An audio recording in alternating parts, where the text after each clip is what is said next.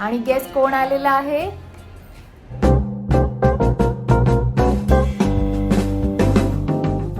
Hi hello welcome. मागी गणपतीच्या डेकोरेशनच्या part 2 मध्ये तुमच्या सगळ्यांचं खूप खूप स्वागत आहे.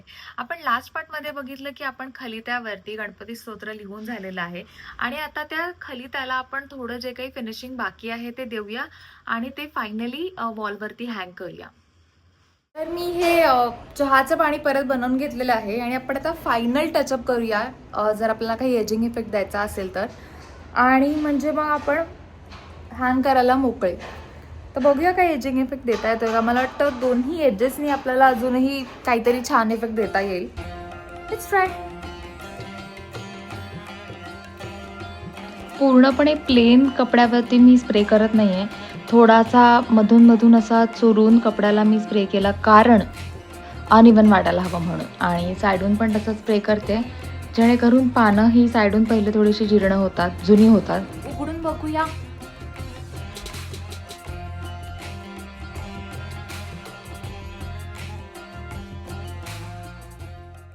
स्प्रे मारून झालेला आहे. आता फक्त कपड्याच्या एजेस नाही, आपल्याला थोडासा अजून जीर्ण झालेला इफेक्ट द्यायचा आहे. माझं समाधान होत नाही आहे, तर मी ब्राऊन कलरने ट्राय करते काय करता येत आहे का.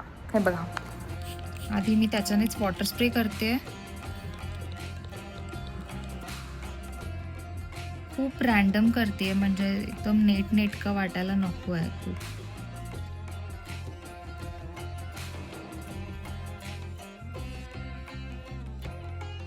त्याच्या रॉड्सच्या या एजेसला थोडासा हुकसारखं असतं, तो इफेक्ट द्यायला मी ह्या गोळ्या घेतल्यात, गोळ्यांचे डबे घेतलेत आणि ह्यांना मी तो इफेक्ट द्यायला ट्राय करणार आहे. मी मोल्ड क्ले मिक्स केला आहे आणि तो आता यांच्या टॉपला लावते.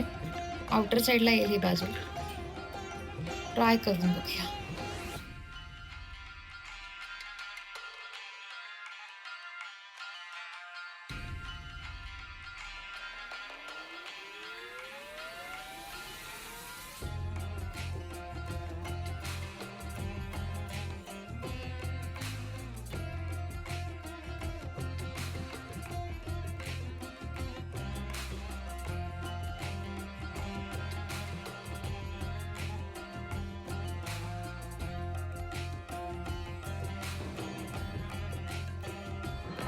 ह्या साईडच्या हुक्सना पण माझा थोडा रस्टिक ओल्ड फील द्यायचाच प्रयत्न असेल, त्यामुळे हा ब्राऊन कलर दिल्यानंतर स्लाइटली त्याला आपण गोल्डन कलरने शेडिंग करूया, म्हणजे तो रस्टिक ओल्ड फील ह्याला येईल.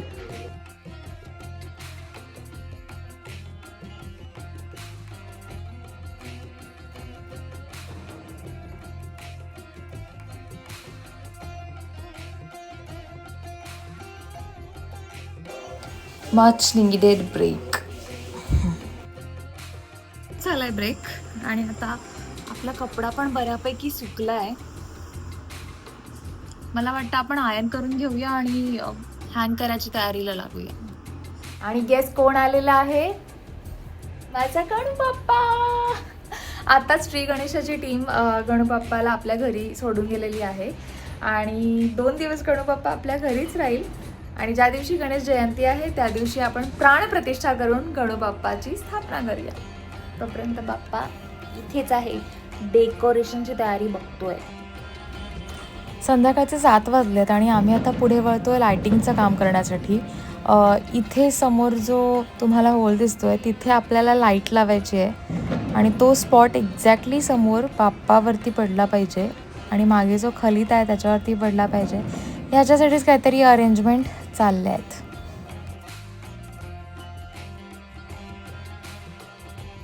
बरं, बघताना असं वाटतं की हे बाजूला पडदे लावले आणि मध्ये खलिता जर लटकवला तर झालं काम, पण असं अजिबात नव्हतं.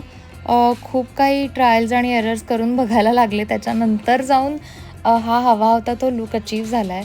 अजूनही मला साईडून हे जे पडदे आहेत त्याला असं बांधायचं आहे, जेणेकरून हा जो गॅप राहतो आहे दोन्ही साईडहून तो राहणार नाही आणि फक्त पडदे आणि मध्ये खलिता असं काहीतरी दिसेल. जवळजवळ 2 वाजलेत. आत्तासाठी हे काम इथेच थांबूया. भेटूया उद्या. सण समारंभांना आपल्या दारापुढे आपण जी रांगोळी काढतो ती पाहुण्यांच्या येण्या जाण्याने पायाने अगदी नकळतपणे पुसली जाते. म्हणजे अगदी आत्ता काढली आणि लगेच पुसली जाते. तर त्याच्यासाठी आय हॅव अ सोल्युशन. नको.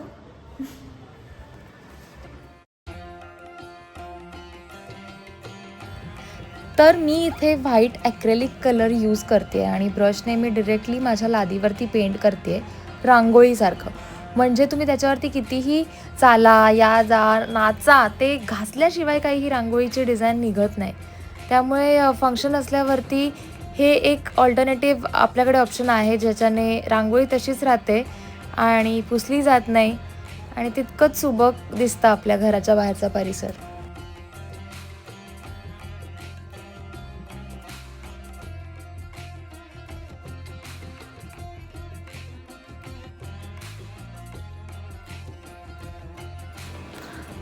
बाप्पाला टेबलवर बसवण्याआधी त्याच्यावरती जो क्लोथ घालतो आपण, तो क्लोथ मी पेंट करते. आजचाच दिवस आहे माझ्याकडे पेंट करायला, उद्या बाप्पा येणार आहेत.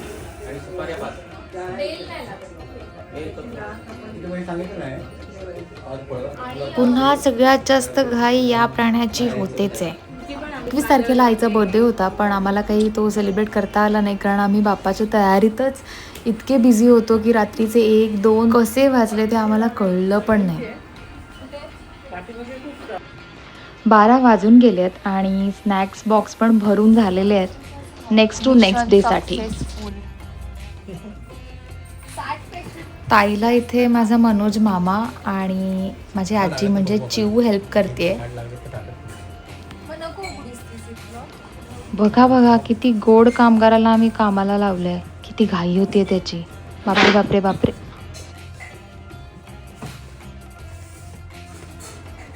पाकामध्ये गुलाबजाम निदान 24 तास नीट मुरले पाहिजेत, म्हणून आई बनवते गुलाबजामुन.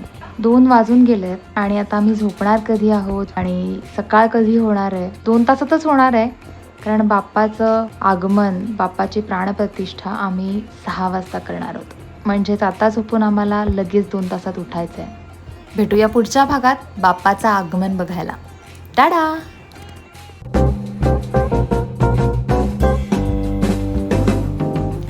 पुढच्या ब्लॉगमध्ये आपण बघणार आहोत की आम्ही सकाळी सकाळी लवकर उठून बाप्पाच्या आगमनाची तयारी कशी केली, बाप्पाची प्राणप्रतिष्ठा कशी केली, तसंच माझ्या घरी आलेली फ्रेंड्स, फॅमिली सगळ्यांबरोबर कशी मज्जा केली, नैवेद्य बनवलं, आरती केली, भजन केलं आणि जागरण केलं.